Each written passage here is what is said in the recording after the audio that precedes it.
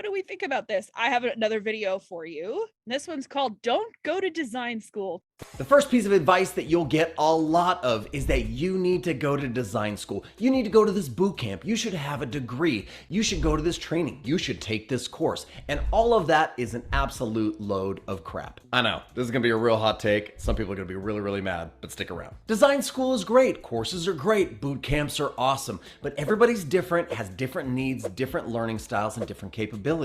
Maybe you're the type of person that can learn at home from YouTube videos and reading books. Maybe you're the type of person that does need to take a boot camp or does need to go to school. But I tell you right now, hands down, not everybody needs to go to design school, especially design school or university where you get a 4-year degree in design. You don't need to do that. There are so much information that is freely and widely available out there. And if you just have the grit and determination and desire to actively pursue it, you can 110% learn how to be a designer. Yeah.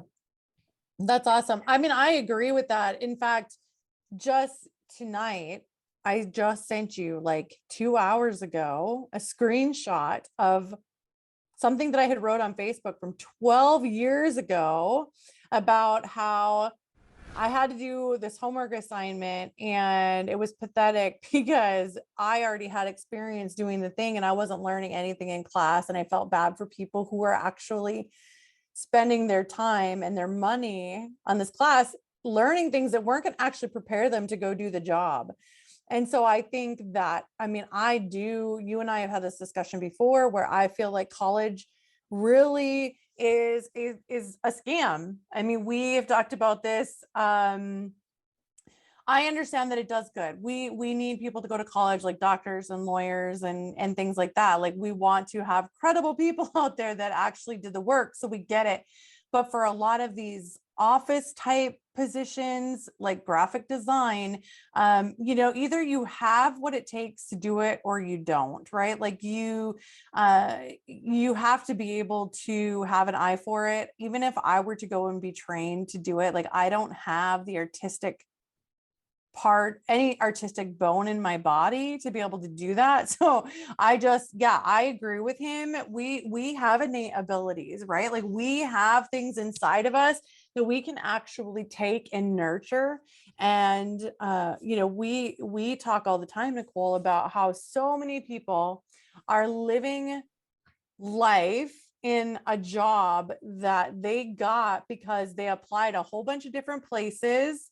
And where they're working is the place that hired them first, or they're working in a job that because somebody hired them first, they had experience to get the job that they have now, instead of being able to nurture those abilities. And a lot of that is because we have been brainwashed into believing that the only way to have success, the only way to be able to be good at anything is if you go to college and have a degree, and that's what our worth is based on, where there's so many people out there with so many different talents that are wasted because they couldn't afford to go to college, or because they didn't get accepted to the college that they wanted to go to, or because they live somewhere that there isn't a college readily available. And I feel like this guy is spot on when it comes to being able to tap into abilities that the people don't realize that they have or that they can nurture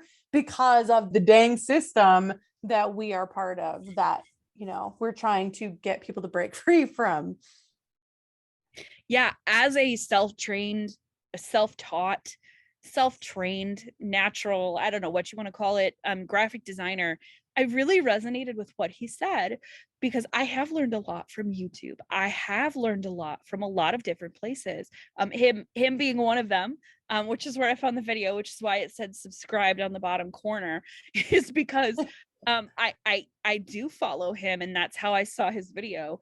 And it really resonated with me because, like, I went through school and I did good at a lot of different things, but there was nothing that really stood out to me as something I wanted to do, because I remember saying, like, there's no degree in craftiness.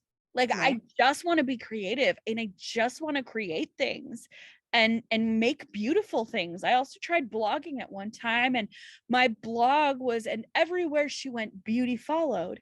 because I just wanted to create beautiful things and make beautiful things.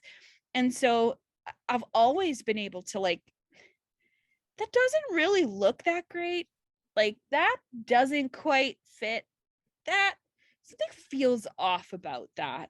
Or that is awful. That is absolutely awful.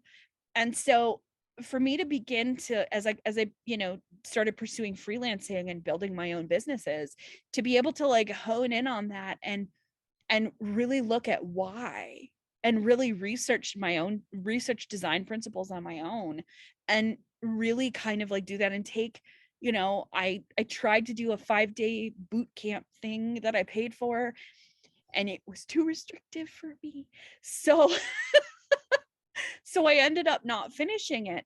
And so I really appreciate, the ability to like learn when I need it, where I need it, and also to just tap into the things that are or were already inside of me, that I already either knew intuitively or had developed through maybe like, I don't know, art class or something. Um, Mhm. because I didn't know this was a possibility for me. And then I've moved into it and I love it. It combines so many things that I enjoy for brand design. There's psychology in it. There's shape psychology and color psychology. And there's like, like how people respond to things, fascinating to me. And so but it also, I get to be creative. I get to step into somebody else's shoes and try to look at the world through their perspective. And that is just fascinating and fun to me. And so I really appreciated what he said. And I wanted to just share that with you. Yeah, no, and I think it's an important message, and especially when we're seeing the consensus really kind of coming to that conclusion, right? Like we're seeing more and more people come to that thought process. And especially now when you start talking about like the debate of student loans and the amount of crippling debt that it has put people into. And it's like, for what?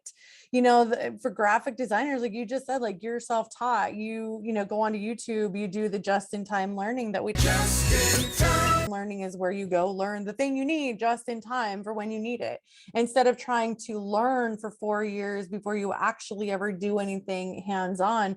And not to mention the fact that when you go to college, even for graphic design, you have to take all of these nonsense classes that have nothing to do with your degree, and so we discuss it all the time. Again, we feel like college is definitely a scam for the most part, unless it's something you need to be licensed in. We live in this age now where information is at our fingertips, anywhere, anytime. We value courses. Like I love curated information. I don't like to just go and YouTube it, because I feel like there's so many, you can get 150 million results, right? But I also don't want to go to college. So what I like, of course, is taking courses with people who have gone through the process. They've gone through the things that don't work. They've gone through the things that do work. You follow them, you get the exact process. You're not taking classes that don't make sense. You're not, watching videos that aren't in the right order for what you're doing. So it's like, I love courses from people who have walked the path. And I think that is something where colleges have teachers teaching about business that have never run a business. Colleges have teachers showing you how to do accounting that have never actually worked in accounting. And so I think it's fascinating, right? That we think that is more valuable than learning from someone who's actually run a business, or from someone who has actually done accounting. Like, it's fascinating to me. So I love that we're living in an age where things are shifting in the information age, and that we have access to anything that we want to do. We have this ability to tap into our skills, our passions, our talents. That's part of where our feeling of freedom and not wishing our week away comes from, right? Because we're actually able to tap into these things that are already innately inside of us that we find fascinating. Like you were just talking about, we're able to tap into that, which you don't have a choice really when you are in a job. I mean, sure, you can say, hey, like I really love nursing, I want to go be a nurse, but there's still going to be aspects of that job that you really dislike, right? Like you might like working with the patients, but there's going to be the paperwork, or there's going to be the office politics that you don't like. We get to pick and choose as freelancers, as business owners, we get to pick and choose the things that we don't like, and we can eliminate them,